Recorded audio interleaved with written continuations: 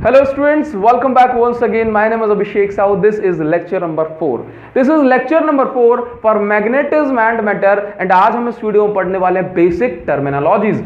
आज हम इस वीडियो में पढ़ने वाले हैं बेसिक टर्म्स, बेसिक टर्मिनोलॉजीज जो कि बच्चों के अंदर बहुत ज्यादा कंफ्यूजन, घोर कंफ्यूजन का माहौल बना देते हैं क्योंकि इनका नाम ही कुछ ऐसे है ना। मतलब कैसे कि magnetising force, magnetic intensity, magnetisation, intensity of magnetisation, magnetic susceptibility, magnetic permeability, relative permeability, मतलब बहुत सारी परेशानियां स्टूडेंट के दिमाग में केवल नाम से हो जाती हैं, है ना। और टर्म्स भी सारे के सारे एक जैसे हैं। आज हम कुछ भी ऐसा नहीं पढ़ने वाले कि हम न्यूमेरिकल्स करेंगे क्योंकि इसमें इतने ज्यादा है नहीं। हम सब कुछ आज थ्योरी पढ़ने वाले हैं, लेकिन जिसमें कंफ्यूजन होती है आज हम उसको जड़ से खत्म कर देंगे। मैं आपसे वादा करता हूं आज आप इस वीडियो को देखने के बाद इस टॉपिक की, इन टर्म्स की आपको पूरी खुशबू आएगी, आपका रोम रोम सुगंधित हो जाएगा इन टर्मिनोलॉजी से, ठीक है ना। तो बस इतनी बात कहूंगा कि स्टार्टिंग के 4 मिनट में कोई डिसीजन मत ले लेना, है ना। कंप्लीट वीडियो को कम से कम आधी इस वीडियो को जरूर देखना। एज ए यूट्यूबर इस बात को नहीं कर रहा हूं, एज ए गारंटर इस बात को कर रहा हूं क्योंकि मैं इस चीज की गारंटी लेता हूं। आए हो तो सिखा करके यहां से भेजूंगा, ठीक है ना। चलिए बात करते हैं भाई सबसे पहले एकदम बेसिक से मैग्नेटिक मोमेंट से। बोला सर हम जानते हैं लेकिन हमारी कहानी यहीं से स्टार्ट होगी, आपको सीखना पड़ेगा, है ना। सीख लो थोड़ा सा सीख लो। हमने कहा भाई मैग्नेटिक मोमेंट क्या होता है। मैग्नेटिक मोमेंट से हमारी कहानी स्टार्ट है, इस पे हम बात नहीं कर रहे हैं, ठीक है। तो देखो आप समझते हो कि हमारे पास एक नॉर्थ पोल है। थोड़ा सा हमारी बात को सुन लो, पूरा फील आएगा। हमारे पास एक बाहर मैग्नेट है ना, north pole and south pole. जैसे अगर आपसे पूछा जाए कि भाई ये north pole and south pole, magnetic moment कितना हुआ, जैसे हमने इलेक्ट्रिक फील्ड में हमने इलेक्ट्रिक डायपोल मोमेंट पढ़ा था, वहां -q एंड +q चार्ज हुआ करते थे।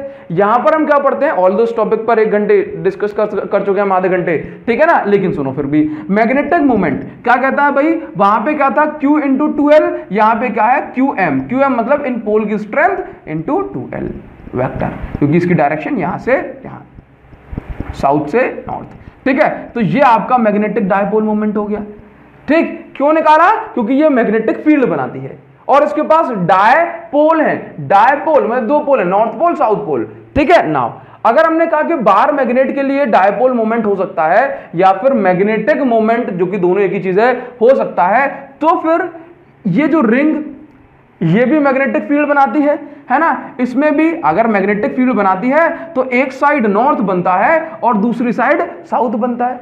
हमने कहा कि एंटी क्लॉकवाइज करंट घूम रहा है, इसमें यहाँ पे नॉर्थ पोल बनेगा सामने की साइड और पीछे की साइड बनेगा साउथ पोल, मतलब इसमें पोल बनते हैं।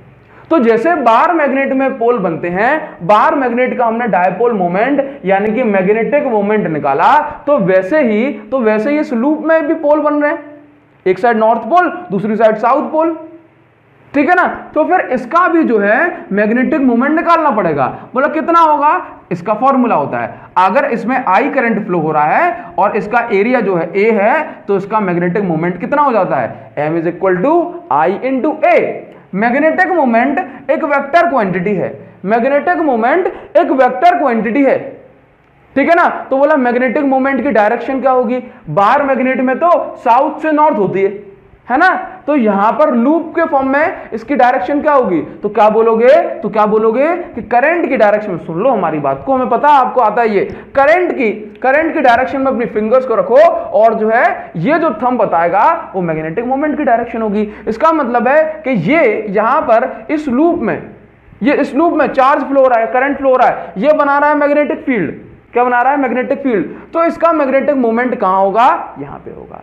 बात समझ गए ना। चलिए भाई, तो हम ऐसा बोले कि इसका मैग्नेटिक मोमेंट आउटवर्ड होगा, ठीक है। नाउ अगर मान लो हमारे पास कोई एक ऐसा लूप है जो ऐसे रखा हुआ है, इस तरह से रखा हुआ है, ये ऐसे, ठीक। यहां पे देखो इस तरह से रखा हुआ है, ठीक। आप सुनो ना, कोई भी मटेरियल है, उस मटेरियल में आयंस भी होंगे, या फिर हम बोलेंगे उस मटेरियल में इलेक्ट्रॉन्स घूम रहे हैं, उस मटेरियल में पॉजिटिव चार्जेस घूम रहे हैं। बात समझना। तो मान लो हमारे पास जो है ये मटेरियल है, इस मटेरियल में बहुत सारे चार्जेस घूम रहे हैं, है ना। जैसे मान लो अगर एक रिंग में करंट फ्लो हो रहा है तो ये क्या बनाएगा, तो बोला ये मैग्नेटिक फील्ड बनाएगा, यानी कि मैग्नेटिक मोमेंट इसके पास होगा।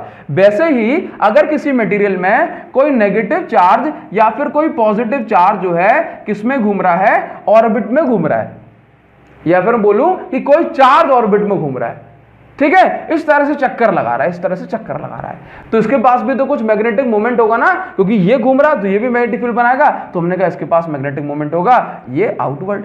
ठीक है, अब मान लो कि ये कोई भी लूप, जैसे मान लो हमने कहा हमारे पास एक मटेरियल है, अभी हम इनकी बात नहीं कर रहे हैं, अभी हम इनकी बात नहीं कर रहे हैं, हमने कहा कि हमारे पास एक मटेरियल है, ठीक, ये मटेरियल है, ठीक। अब देखो क्या हुआ कि इस मटेरियल में जो है बहुत सारे लूप ऐसे बने हुए हैं कि ये रहा, इसमें एक इलेक्ट्रॉन घूम रहा है ऐसे, इसमें एक इलेक्ट्रॉन घूम रहा है ऐसे, ये ऐसे, इसमें एक इलेक्ट्रॉन घूम रहा है ऐसे, तो मैग्नेटिक मोमेंट की डायरेक्शन क्या होगी, बोला ये ऐसे घूम रहा है ना, तो मैग्नेटिक मोमेंट की डायरेक्शन होगी इस साइड, तो मैं इस मटेरियल में बना दूं कि मैग्नेटिक मोमेंट की डायरेक्शन होगी इस साइड।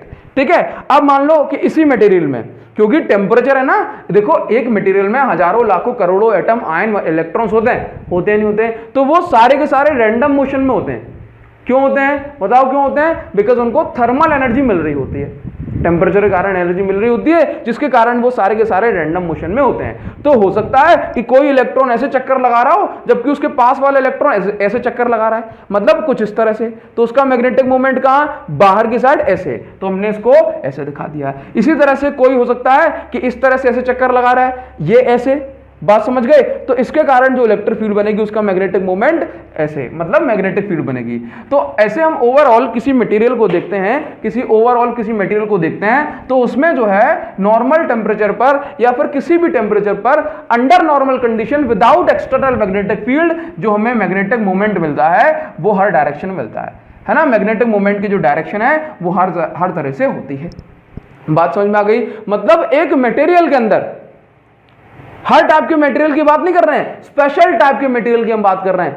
ठीक है, फॉर एग्जांपल आप आयरन ले सकते हैं, आयरन ले लो, ठीक है ना, मान लो हमने कहा आयरन, ठीक। अब इस आयरन अंडर नॉर्मल कंडीशन, बात को सुनना, हमारा लेक्चर स्टार्ट हो चुका है, under normal condition without external magnetic field, अगर मेरे पास एक आयरन का पीस रखा हुआ है, कहां है भाई मेरे पास आयरन का पीस, मान लो ये आयरन का पीस है, अगर ये रखा हुआ है तो क्या मैं इसको जो है इससे चिपकाऊंगा लोहे की चीज, क्या ये चिपक जाएगा, नहीं, ये नहीं चिपकेगा, ये नहीं चिपकेगा, ठीक है ना। ऑल्दो इसके अंदर भी इस तरह से इलेक्ट्रॉन्स घूम रहे हैं, ऑल्दो इसके अंदर भी इस तरह से चार्जेस घूम रहे हैं, इसके पास भी मैग्नेटिक मोमेंट है, लेकिन ये चिपकेगा नहीं, इसके पास मैग्नेटिक प्रॉपर्टी नहीं आई है अभी, ठीक है। तो बोला मैग्नेटिक प्रॉपर्टी कब आती है, तो अगर हम इसकी बात करें तो इस समय इस पर जो नेट मैग्नेटिक मोमेंट है, क्या नेट मैग्नेटिक मोमेंट अभी क्या है, अभी है जीरो, बिल्कुल जीरो। नेट मैग्नेटिक मोमेंट, इसको हम m vector is equal to क्या लिख दें,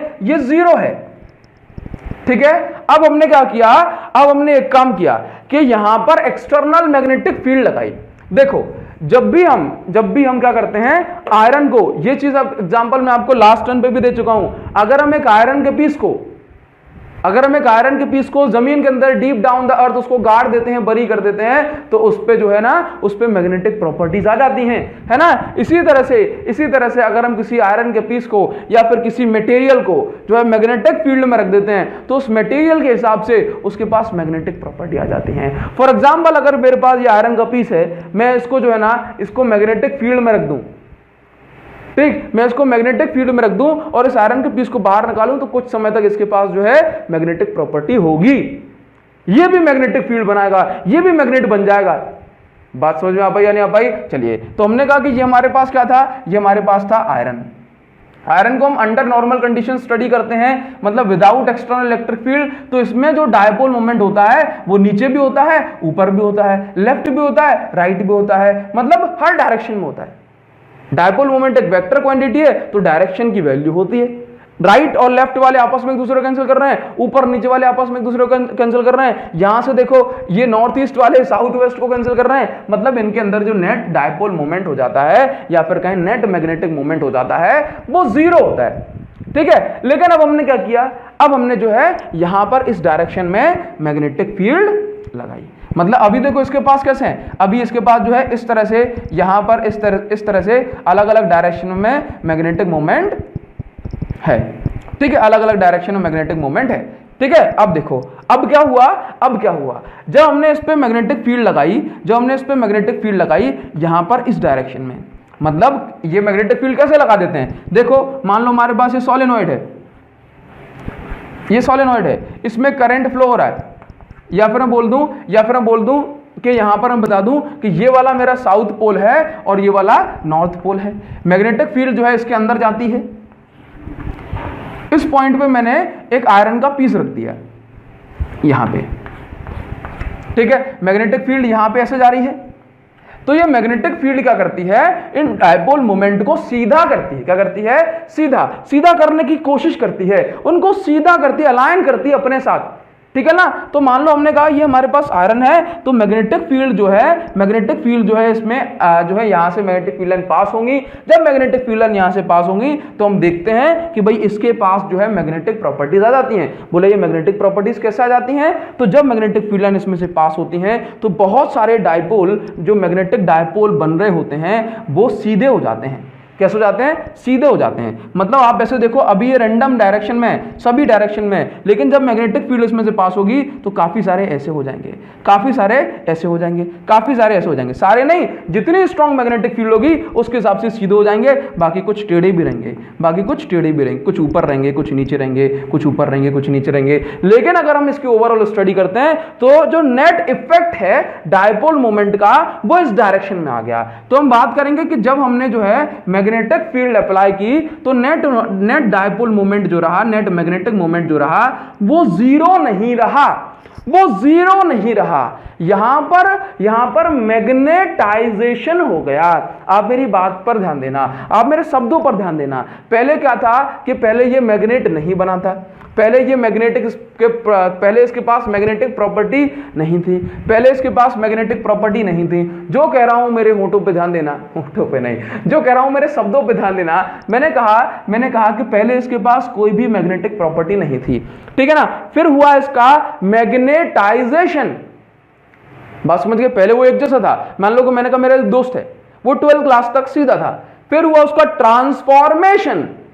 इसी तरह से क्या हुआ कि भाई ये पहले मैग्नेट नहीं था, है ना। फिर क्या हुआ इसका मैग्नेटाइजेशन, मतलब इसके पास क्या आ गया, इसके पास अब जो है नेट डायपोल मोमेंट आ गया, इसके पास नेट मैग्नेटिक मोमेंट आ गया। तो क्या बोलोगे कि यहां पर क्या हो गया, यहां पर पहले इसका कोई नाम नहीं था, अब इसको नाम मिल गया, इसका मतलब नामकरण हो गया इसका, ठीक है ना। इसी तरह से पहले ये मैग्नेट नहीं था या फिर मैग्नेट की तरह एक्ट नहीं कर रहा था, लेकिन मैग्नेटिक फील्ड अप्लाई करने से इसका क्या हो गया, मैग्नेटाइजेशन हो गया, ठीक है। तो मैग्नेटाइजेशन पूछा जाए तो क्या बोला मैग्नेटाइजेशन हो गया, या फिर अब इसके पास क्या आ गई, हम बोलेंगे इंटेंसिटी ऑफ मैग्नेटाइजेशन, ठीक है। देखो मैग्नेटाइजेशन का मतलब क्या होता है, मैग्नेटाइजेशन का मतलब होता है कि भाई इसके पास जो है नेट डायपोल मोमेंट आ गया, या फिर मैं बोलूं कि नेट मैग्नेटिक मोमेंट आ गया। तो मैग्नेटाइजेशन और इंटेंसिटी ऑफ मैग्नेटाइजेशन एक ही होता है, ठीक है। तो मैग्नेटाइजेशन को हम रिप्रेजेंट करते हैं कैपिटल M से, ठीक है। बहुत सारी बुक्स में आपको इंटेंसिटी ऑफ मैग्नेटाइजेशन के लिए जो अल्फाबेट या फिर जो सिंबल है वो आपको आई मिल जाएगा। क्या? आई। सारी चीजों को आप नोट कर लें, कोई फर्क नहीं पड़ता। ये देखो मैग्नेटाइजेशन एक वेक्टर क्वांटिटी है, ठीक है ना। तो देखो ये कैपिटल M, मैग्नेटाइजेशन का मतलब है नेट डायपोल मोमेंट या फिर net magnetic moment developed per unit volume, है ना। कि मतलब एक यूनिट वॉल्यूम में कितने मैग्नेटिक मोमेंट आ गए, कितने मैग्नेटिक मोमेंट डेवलप हो गए। मान लो हमने कहा कि ये हमारे पास एक मटेरियल है, अब इसके एक यूनिट वॉल्यूम में थोड़ा सा मैग्नेटिक मोमेंट आ पाया, ठीक है ना। लेकिन हम बोले कि भाई इसके जो है ना उसी एक यूनिट वॉल्यूम में हमने एक्स्ट्रा मैग्नेटिक फील्ड लगा दी, स्ट्रॉन्ग मैग्नेटिक फील्ड लगा दी, तो बहुत ज्यादा मैग्नेटिक मोमेंट आ जाएगा। आगे नहीं आएगा, क्या हो जाएगा, बहुत ज्यादा मैग्नेटिक मोमेंट आ जाएगा। दैट मींस जितने ज्यादा मैग्नेटिक मोमेंट एक यूनिट वॉल्यूम में, हम कहेंगे कि उतना ही ज्यादा यहां पर भव्य मैग्नेटाइजेशन हुआ है। एक यूनिट वॉल्यूम में जितने ज्यादा मैग्नेटिक मोमेंट डेवलप हो जाएंगे उतना ही ज्यादा क्या हो जाएगा, उतना ही ज्यादा हम बोलेंगे इसका मैग्नेटाइजेशन हो गया, उतना ही ज्यादा उसका मैग्नेटाइजेशन हो गया। तो हम इसको वेक्टर फॉर्म में अगर लिखना चाहें तो हम इसको इस तरह से भी लिख देते हैं। बात समझ में आ गई? चलिए बात सुनना, बात सुनना, उतना ज्यादा उसका मैग्नेटाइजेशन हो गया। ठीक है, इसी चीज को हम ऐसा बोल सकते हैं कि यदि एक यूनिट वॉल्यूम में जो है उसके जो है ना बहुत सारा मैग्नेटिक मोमेंट डेवलप कर लिया, तो क्या बोलोगे कि इसकी इंटेंसिटी मतलब इसकी ताकत बहुत बहुत ज्यादा है। बात समझ में आई, इसकी ताकत बहुत ज्यादा है, तो हम क्या बोलेंगे कि इसी चीज को हम बोलते हैं इंटेंसिटी ऑफ मैग्नेटाइजेशन। मतलब कितना ज्यादा मैग्नेटाइजेशन हुआ उसका मेजरमेंट, उसकी कैलकुलेशन, उसकी क्षमता कहलाती है इंटेंसिटी ऑफ मैग्नेटाइजेशन। मैग्नेटाइजेशन की इंटेंसिटी, कितना ज्यादा मैग्नेटाइजेशन हुआ। तो M vector is equal to M vector, ये क्या है भाई, ओवरऑल मैग्नेटाइजेशन इंटेंसिटी।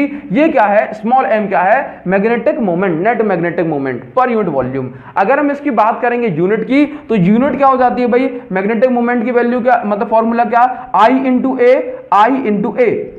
ठीक है, ये फॉर्मूला पढ़ा था, I इंटू ए। आई क्या है करंट, ए क्या है आपका जो है एरिया। ठीक है, वॉल्यूम क्या, वॉल्यूम होता है आपका मीटर क्यूब, मतलब L क्यूब। ठीक है, अगर हम यूनिट की बात करें तो करंट क्या होता है, एम्पियर। ठीक है, ए क्या होता है एरिया, एल क्यूब क्या होता है मीटर क्यूब। ठीक है, वॉल्यूम क्या होता है मीटर क्यूब। अब देखो ना, एरिया की यूनिट क्या है मीटर स्क्वायर, तो मीटर क्यूब से ये कैंसिल हो जाएगा, तो इसकी जो यूनिट बचेगी वो यूनिट कितनी हो जाएगी, ये हो जाएगी आपकी ampere metre inverse. Ampere metre inverse इसकी यूनिट हो गई। बात समझ में आ गई। तो अब आपको क्लियर होगा कि इंटेंसिटी ऑफ मैग्नेटाइजेशन या फिर मैग्नेटाइजेशन क्या होता है, इंटेंसिटी ऑफ मैग्नेटाइजेशन या फिर मैग्नेटाइजेशन क्या होता है। अब आपको बात समझ में आई। Now we come to the another term, that is magnetising force.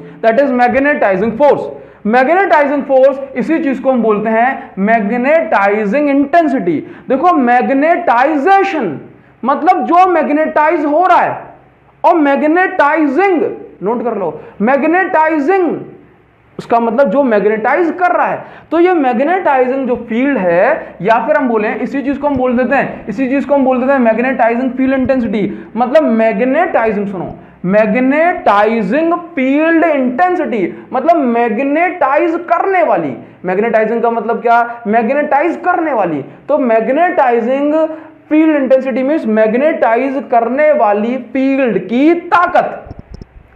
Magnetising field intensity, magnetise करने वाली फील्ड की ताकत। एक बार फिर सुनो, मैग्नेटाइज करने वाली फील्ड की ताकत, इसी को हम बोलते हैं मैग्नेटाइजिंग फोर्स। ठीक है, तो अब देखो, जैसे मान लो हमने कहा ये अपने पास मटेरियल था, इसमें हमने एक एक्सटर्नल फील्ड लगाई जिसने इसको मैग्नेटाइज किया।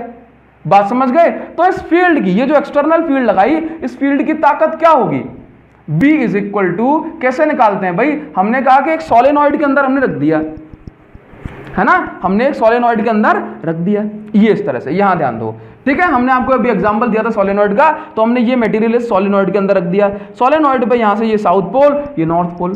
तो क्या हो रहा है भाई, सोलेनॉइड ने अपनी मैग्नेटिक फील्ड बनाई थी ना, कितनी बनाई, B is equal to mu naught N आई।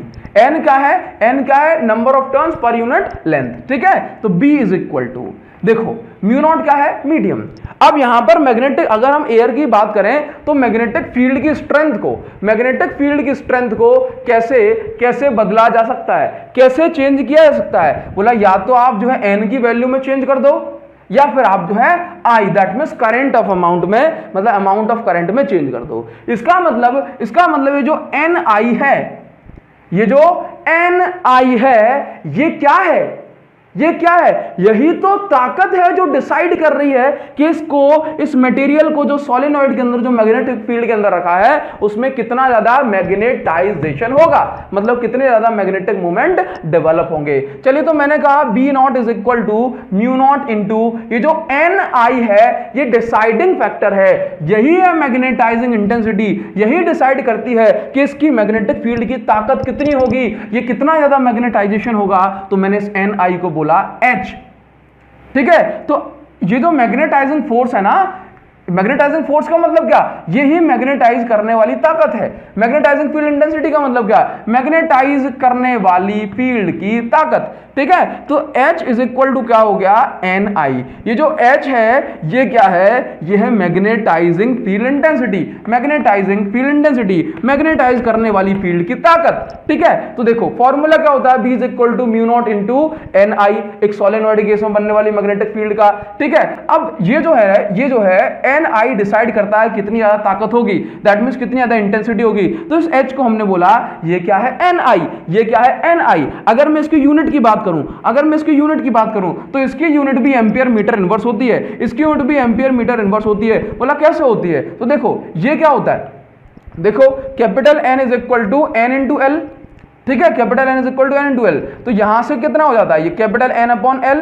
बात समझ में आ गई, ठीक है ना। तो देखो ये टोटल नंबर ऑफ टर्न्स है, इसका मतलब कि स्मॉल n की जगह मैं क्या लिख सकता हूं, ये आपके number of turns per unit length. इसका मतलब देखो ये क्या एम्पियर अपॉन में क्या है, मीटर, ठीक है। तो एम्पियर मीटर इनवर्स इसकी भी यूनिट हो जाएगी, एम्पियर मीटर इनवर्स इसकी भी यूनिट हो गई।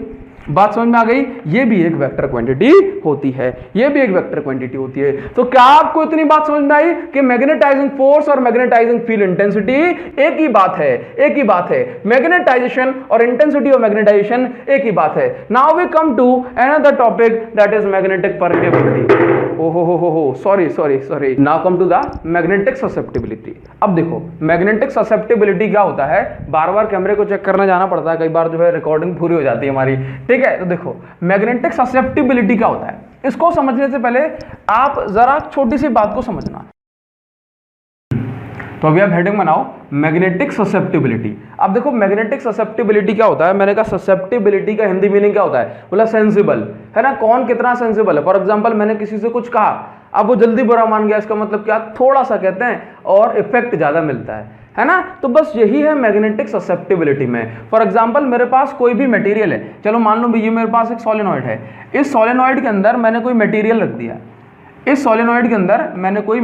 दिया, अब वो मटेरियल जो है अब मैग्नेटाइज अपन को कर रहा है, ठीक है ना। अब इस सोलेनॉइड के अंदर से यहां से मैग्नेटिक फील्ड लाइन ऐसे पास होती है ना, ये नॉर्थ पोल और ये साउथ पोल, इस तरह से यहां से इसके अंदर। तो जब इसमें से मैग्नेटिक फील्ड लाइन पास होंगी तो इसके अंदर नेट मैग्नेटिक डायपोल डेवलप हो जाएगा, इसका मतलब इसके अंदर मैग्नेटाइजेशन हो जाएगा। क्या हो जाएगा, मैग्नेटाइजेशन। अब ये मैग्नेटाइजेशन जितने जल्दी जिसमें ज्यादा होता है वो मटेरियल उतना ज्यादा ससेप्टेबल है।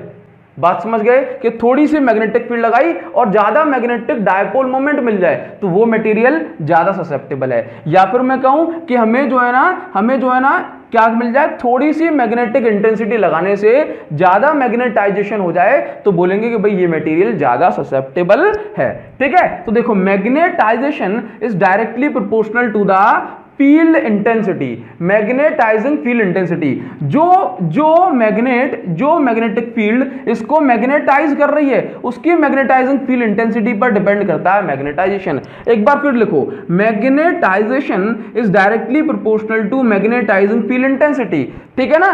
तो इसके बाद हम यहां पर एक टर्म इंट्रोड्यूस करते हैं कांस्टेंट, जिसको हम बोलते हैं ससेप्टिबिलिटी, ठीक है। तो ये यहां से ये सिंबल है इसका साई, साई H, ठीक है। तो ससेप्टिबिलिटी का जो फॉर्मूला आ गया वो आ गया आपके पास m अपॉन H। ये वेक्टर लेकिन ससेप्टिबिलिटी एक स्केलर क्वांटिटी है।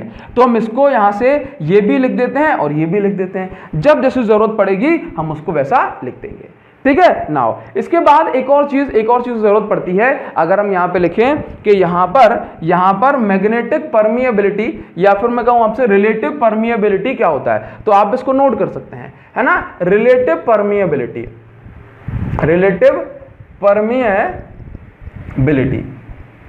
ठीक है। तो रिलेटिव परमिएबिलिटी को हम रिप्रेजेंट करते हैं म्यू आर से। Mu R is equal to mu M upon mu naught. That means ये क्या है, रेशियो है कि किसी मीडियम की परमिएबिलिटी कितनी है और एयर की परमिएबिलिटी कितनी है। तो जरूरत पड़ने पर हम इस म्यू एम को हम क्या लिख सकते हैं भाई, म्यू एम को हम mu naught into mu R भी लिख सकते हैं।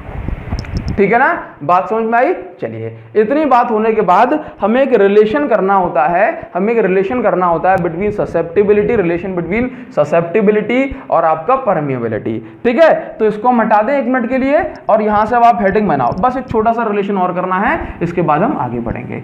ठीक है ना, इसके बाद आपको लेक्चर 5th मिलेगा। ये रिलेशन बहुत जरूरी है, आप इसको अच्छे से समझें। ठीक है, तो आप हेडिंग में बना सकते हैं रिलेशन बिटवीन मैग्नेटिक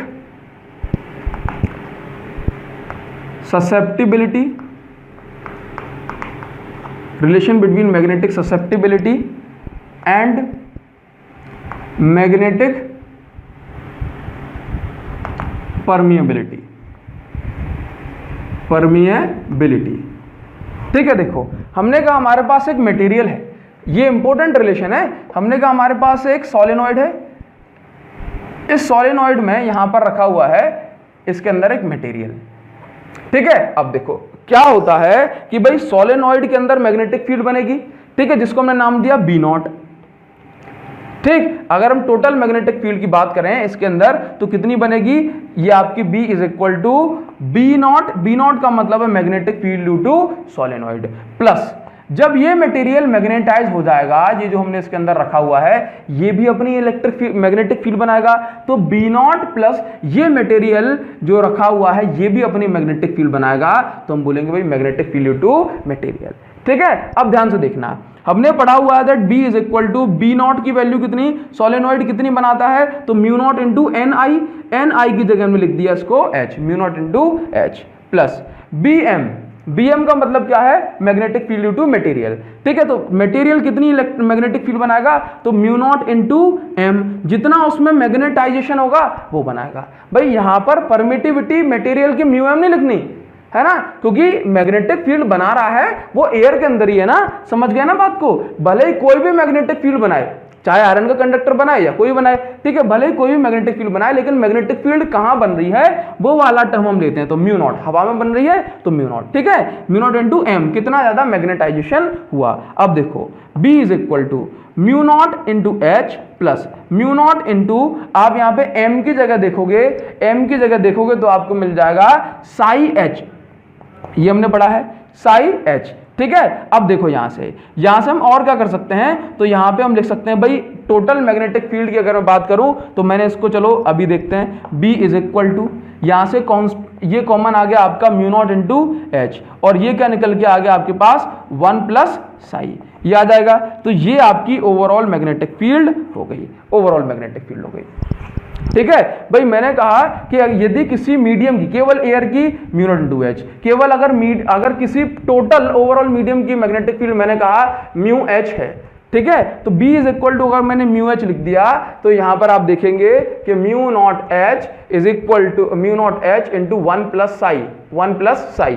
तो यहां से μ अपॉन μ0 को हम लिख सकते हैं μ अपॉन μ0, और ये आपका H इज इक्वल टू, अच्छा H से तो H कैंसिल हो जाएगा, तो μ अपॉन μ0 इंटू 1 प्लस साई। ठीक है, तो μ अपॉन μ0 को हम लिखते हैं रिलेटिव परमिएबिलिटी, तो यहां से μr is equal to 1 plus psi. ठीक है, 1 प्लस साई। ये हमारे पास रिलेशन आ गया किसका, ससेप्टिबिलिटी का और हमारा जो है परमिएबिलिटी का। बात समझ में आई आपको इतनी, तो ये हमें ओवरऑल करना है। ठीक है ना, तो मिलते हैं आपसे नेक्स्ट वीडियो में हम पढ़ेंगे मटेरियल्स, है ना, मतलब diamagnetic, paramagnetic and ferromagnetic substances को। इसके साथ साथ पढ़ेंगे हिस्टेरेसिस कर्व को। तो magnetism and matter part 05 by Abhishek Sahu लिख के सर्च कर लेना, magnetism and matter part 06 by Abhishek Sahu लिख के सर्च कर लेना, आपको मिल जाएगा। या फिर जो है ना टॉपिक नेम के बाद अभिषेक साहू लिख के सर्च कर लेना, आपको वीडियोस मिल जाएगी। Thank you so much guys, thanks a lot. Comment section में कमेंट करना ना भूलें, बिल्कुल बताएं कि ये वीडियो आपके लिए कितनी यूजफुल रही और आपको आपका एक्सपीरियंस इसमें कैसा रहा। Thank you so much guys, thanks a lot.